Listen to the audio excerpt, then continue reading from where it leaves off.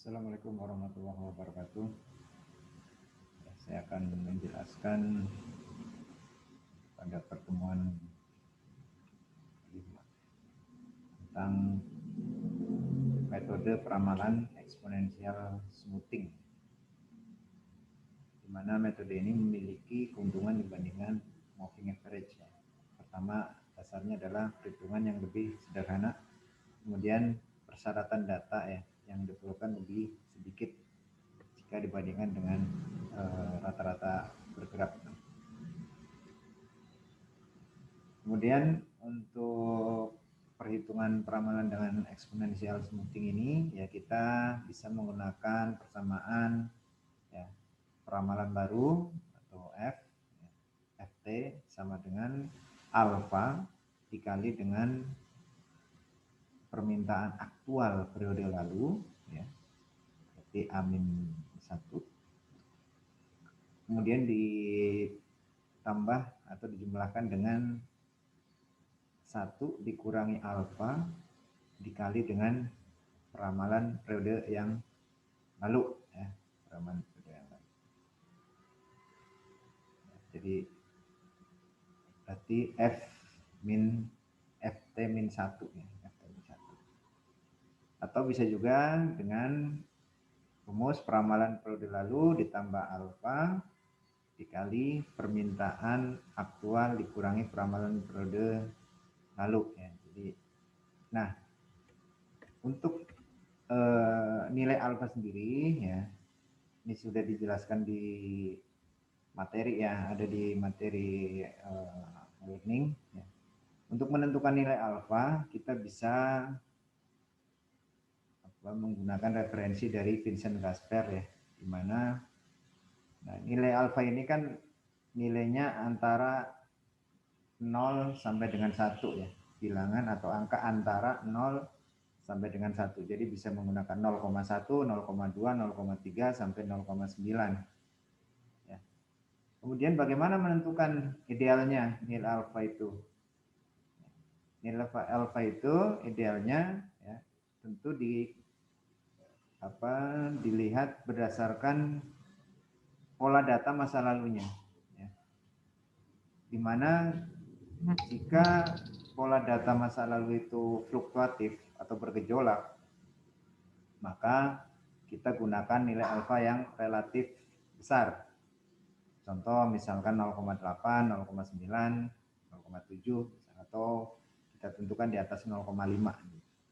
Nah, kemudian jika pola data itu, jika kita gambarkan dalam bentuk grafik pola datanya relatif stabil dari periode ke periode, maka kita gunakan alfa yang relatif lebih kecil, yang bisa gunakan 0,1, 0,2 ya, atau di bawah 0,5.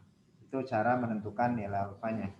Ya, ini harus perhatikan jika kita akan menggunakan metode exponential smoothing ya, dalam menentukan nilai prediksi atau meramalkan. Nah, ini rumusnya ya tadi, Ft sama dengan Ft min 1 plus alfa dikali At min 1 dikurangi Ft min 1. Jadi alfanya ini dikalikan dulu hasil pengurangan At min 1 dikurangi Ft min 1. Pak, Ft min 1-nya berapa? Kan belum ketahuan. Nah, nanti menggunakan asumsi. Ya, bisa kita asumsikan Ft min 1 ini sama dengan periode aktual T min aktual T min 1-nya bisa, atau aktual periode pertama juga bisa. Ya. Kita bisa menggunakan aktual periode pertama atau kita rata-ratakan dulu nilai nilai aktualnya kita rata-ratakan ya.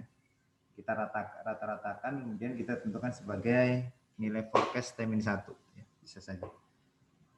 Nah, di mana Ft sendiri adalah nilai peramalan untuk periode ke T, kemudian Ft min 1 nilai peramalan untuk satu periode waktu sebelum T ya. Kemudian At min 1 adalah nilai aktual untuk satu periode waktu T. Alfa sendiri adalah konstanta smoothing alfa yang nilainya antara 0 sampai dengan 1.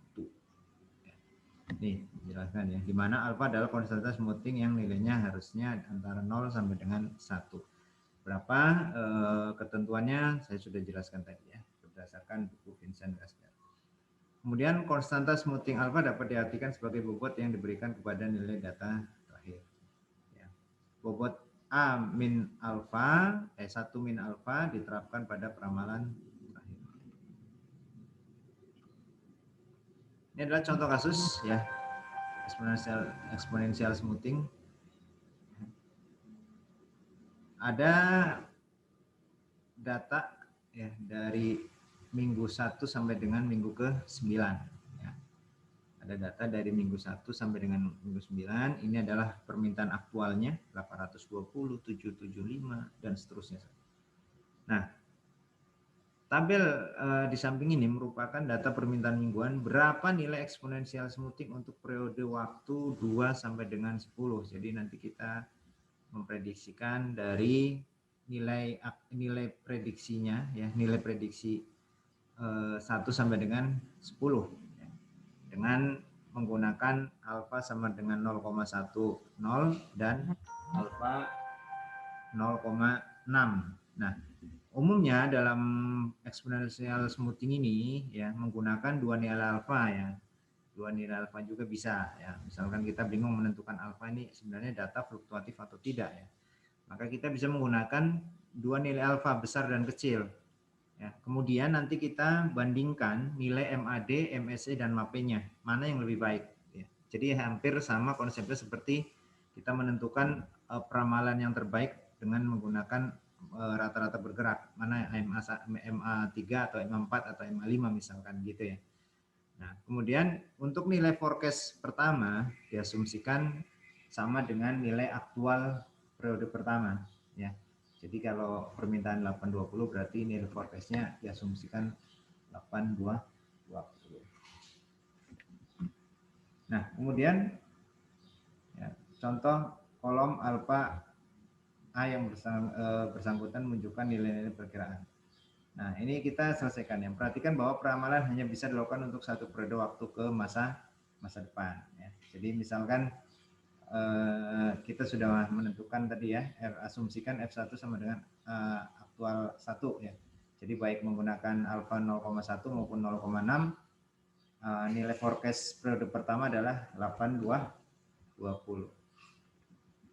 Nah, kita hitung ya mulai dari periode untuk menentukan F2 sampai F10 tadi ya. Caranya mudah, sangat mudah ya.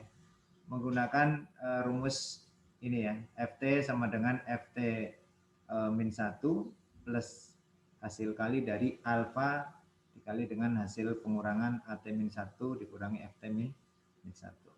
Nah, ini kita menggunakan nilai alfa yang 0,1 ya. F2 sama dengan F1 plus alfa ya. Kemudian A1 min forecast 1. Kita lihat ya di sini ya. FT atau forecast periode yang akan kita cari ya, sama dengan nih forecast periode satu periode sebelumnya, kemudian ditambah alfa, alfa yang dikalikan dengan aktual satu periode sebelumnya dan forecast satu periode sebelumnya. Sehingga kalau kita mencari forecast periode kedua, maka sama dengan F1 ya, karena FT-1 nih, forecast periode sebelumnya, satu periode sebelumnya. F1 plus alfa dikali aktual 1 dikurangi forecast 1. Ya, karena ini menggunakan T-1 semua rumusnya. Sehingga mudah, tinggal masukkan saja. Oh, F1 kan tadi diasumsikan 820 ditambah 0,1 alfanya dikali dengan pengurangan dari 820 dikurangi 8220. Ingat ya, yang di sini yang diselesaikan adalah pengurangannya dulu, baru dikalikan dengan 0,1 atau alfanya, baru kita jumlahkan ya. Karena sering terjadi kekeliruan di sini. Ya, sering terjadi kekeliruannya di sini. Ya, demikian juga untuk forecast 3 ya, nilai forecast 3. Nilai forecast ketiga ya berarti sama dengan forecast kedua ya, periode kedua ditambah hasil kali alfa A plus A2 min F2 Ya, jadi selesaikan dulu pengurangannya, kemudian dikalikan dengan alfanya, baru dijumlahkan dengan F2-nya. Seperti itu dan seterusnya. Demikian juga untuk yang nilai alfa 0,6 ya, prosesnya sama persis prosesnya, input saja nilai-nilainya ya. Jadi nanti hasil dari misalkan F2 menghasilkan 820, maka ini sebagai pengurang nanti. Ya, sebagai pengurang. F3 menghasilkan nilai forecast 793, nanti buat pengurang di sini ya untuk menyelesaikan forecast berikutnya dan seterusnya. Ya. Sehingga akan diperoleh hasilnya seperti ini. Ya. Forecast menggunakan alfa 0,1 menghasilkan nilai di periode ke-10 nilai prediksi sebesar 776,69. Di forecast dengan menggunakan alfa 0,6 ya, di periode ke-10 menghasilkan nilai forecast sebesar 756,28 ya, secara perbedaan tidak jauh berbeda, secara gap tidak jauh berbeda, tinggal nanti ya teman-teman menghitung MAD-nya ya, MAD-nya yang sudah dipelajari di pertemuan keempat ya. Ya, MAD-nya mana yang lebih bagus, MAD, MSE, dan MAP-nya. Ya, mana yang lebih bagus, mana yang lebih kecil tingkat errornya. Apakah menggunakan alfa 0,1 atau menggunakan alfa 0,6. Ya, jadi nanti kita bisa menentukan mana yang kita akan gunakan. Ya. Oke, ini ada latihan juga. Nah, ini juga bisa dikerjakan nanti sebagai latihan ya. Yang diminta menggunakan alfa 0,2 dan 0,9. Ya, demikian penjelasan tentang metode peramalan eksponensial smoothing. Ya, semoga bisa membantu. Saya akhiri, wassalamualaikum warahmatullahi wabarakatuh.